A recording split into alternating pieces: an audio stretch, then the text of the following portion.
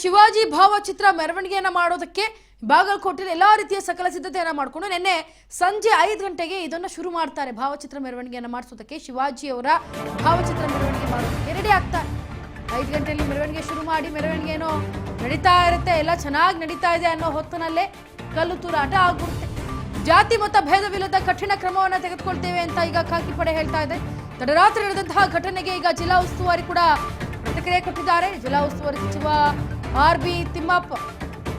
ತಿಮ್ಮಾಪುರ ಈಗ ಹೇಳಿಕೆಯನ್ನು ಕೊಟ್ಟಿರೋದು. ಜಿಲ್ಲಾ ಉಸ್ತುವಾರಿ ಸಚಿವ ಆರ್.ಬಿ. ತಿಮ್ಮಾಪುರ ಪ್ರತಿಕ್ರಿಯೆ ಕೊಟ್ಟಿದ್ದಾರೆ.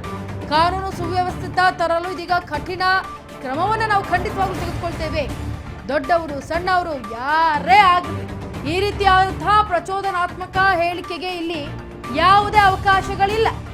ದಯಮಾಡಿ ಯಾರು ರಾಜಕೀಯ ಬಲಿಗೆ ಕೊಡಬೇಡಿ, ಬಾಗಲಕೋಟೆ ಶಾಂತಿಯುತವಾಗಿ ನಾವು ಮಾಡೋಣ ಅಂತ ಹೇಳ್ತಿದ್ದಾರೆ.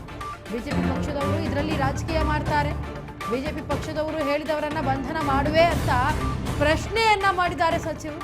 ಮಾಧ್ಯಮಗಳಿಗೆ ಬಂದಂತಹ ಮಾಹಿತಿ ಹಾಗೂ ವಿಡಿಯೋ ಮೂಲಕ ಯಾರು ತಪ್ಪಿತಸ್ಥರು ಅನ್ನೋದನ್ನ ತಿಳಿದ ಬಳಿಕ ಕಠಿಣ ಕ್ರಮವನ್ನು ಜರುಗಿಸ್ತೇವೆ ಅಂತ ಸಚಿವ ಆರ್.ಬಿ. ತಿಮ್ಮಾಪುರ ಈಗ ಹೇಳಿಕೆಯನ್ನು ಕೊಟ್ಟಿದ್ದಾರೆ. 2 ಕಲ್ಲುಗಳು ಬಂದಿದಾವೆ, 8 ಜನರನ್ನ ಅರೆಸ್ಟ್ ಮಾಡಿದೀವಿ. ಅದೇನಾಗಿಲ್ಲ, 8 ಜನ ಬಂದು ಈಗ 8 ಜನ ಬಂಧಿಸಿದೀವಿ. ಅವ್ರು ಕಾನೂನು ಮೇಲೆ ಕ್ರಮ ಕೈಕೊಳ್ತೇವೆ.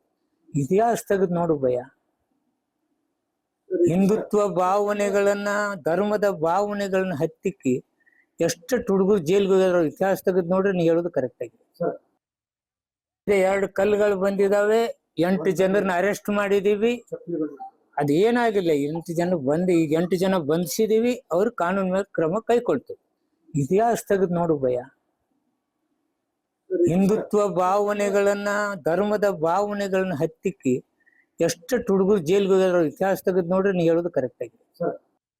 2 ಕಲ್ಲುಗಳು ಬಂದಿದಾವೆ, 8 ಜನರನ್ನ ಅರೆಸ್ಟ್ ಮಾಡಿದೀವಿ. ಅದೇನಾಗಿಲ್ಲ, 8 ಜನ ಬಂದು ಈಗ 8 ಜನ ಬಂಧಿಸಿದೀವಿ. ಅವ್ರು ಕಾನೂನು ಮೇಲೆ ಕ್ರಮ ಕೈಕೊಳ್ತೇವೆ. ಇತಿಹಾಸ ತೆಗೆದು ನೋಡು ಭಯ. ಹಿಂದುತ್ವ ಭಾವನೆಗಳನ್ನ, ಧರ್ಮದ ಭಾವನೆಗಳನ್ನ ಹತ್ತಿಕ್ಕಿ ಎಷ್ಟು ಹುಡುಗರು ಜೈಲ್ಗೆ ಹೋಗಿದ್ರು. ಇತಿಹಾಸ ತೆಗೆದು ನೋಡ್ರಿ, ನೀ ಹೇಳೋದು ಕರೆಕ್ಟ್ ಆಗಿ. ನೋಡಿ, ಹಿಂದೆ ಕೂಡ ಕಲ್ಲು ತೂರಾಟಗಳು ನಡೀತಾನೆ ಇದೆ. ಈ ರೀತಿ ಅಹಿತಕರ ಘಟನೆಗಳು ನಡೀತಾ ಇದೆ. ಪೊಲೀಸರು ಆಕ್ಷನ್ ತಗೊಳ್ತೀವಿ ಅಂತ ಹೇಳ್ತಾನೆ ಇದ್ದಾರೆ. ಪೊಲೀಸರು ಆಕ್ಷನ್ ಅನ್ನ ತೆಗೆದುಕೊಂಡು ಅವರಿಗೆ ಬಂಧನವನ್ನ ಮಾಡಿದ್ರೂ ಕೂಡ ಈ ರೀತಿ ಅಹಿತಕರ ಘಟನೆ ನಡೀತಾ ಇದೆ ಅಂದ್ರೆ ಯಾರಾದ್ರೂ ಪ್ರಭಾವಿ ನಾಯಕರ ಕೈವಾಡವಿದ್ಯಾ ಅನ್ನೋದು ತನಿಖೆಯಲ್ಲಿ ಗೊತ್ತಾಗುತ್ತೆ. ಯಾಕಂದ್ರೆ ಪದೇ ಪದೇ ಮರುಕಳಿಸ್ತಾ ಇದೆ ಈ ರೀತಿಯಾದಂತಹ ಘಟನೆಗಳು. ಕಲ್ಲು ತೂರಾಟ, ಒಬ್ರು ಅವ್ರು ಮಾಡಿದ್ರು, ಒಬ್ರು ಇವ್ರು ಮಾಡಿದ್ರು ಅಂತಂದ್ರೆ ರಾಜಕೀಯವಾಗಿ ಇದು ತೆರವು ಪಡೆದುಕೊಳ್ಬಾರ್ದು ಅನ್ನೋದೇ ಈಗ ಆರ್.ಬಿ. ತಿಮ್ಮಾಪುರ ಅವರ ಮಾತು. ಆದ್ರೆ ಆರ್.ಬಿ. ತಿಮ್ಮಾಪುರ ಜಿಲ್ಲಾ ಉಸ್ತುವಾರಿಯವರಾದಂತಹ ಆರ್.ಬಿ. ತಿಮ್ಮಾಪುರ ಅವ್ರು ಹೇಳ್ತಾ ಇರೋದು, ಬಿಜೆಪಿ ನಾಯಕರು ಮಾತು ಮುಂಚೆ ಬಂದ್ಬಿಡ್ತಾರೆ, ಅವರೇ ರಾಜಕೀಯವನ್ನ ತಿರ್ಸೋದು. ಸೊ ರಾಜಕೀಯವಾಗಿ ಏನು ಹೇಳಿಕೆಯನ್ನ ಈಗ ಪಡ್ಕೊಂಡು, ಈ ಹಿಂದೆ ಪ್ರಕರಣಗಳು ಕೂಡ ಅಷ್ಟೇ ರಾಜಕೀಯವಾಗಿ ತಿರುವನ್ನ ಪಡೆದುಕೊಂಡಿತ್ತು. ಆದರೆ ಈಗ ಅದು ರಾಜಕೀಯ ತಿರುವನ್ನ ಪಡೆದುಕೊಳ್ಬಾರದು.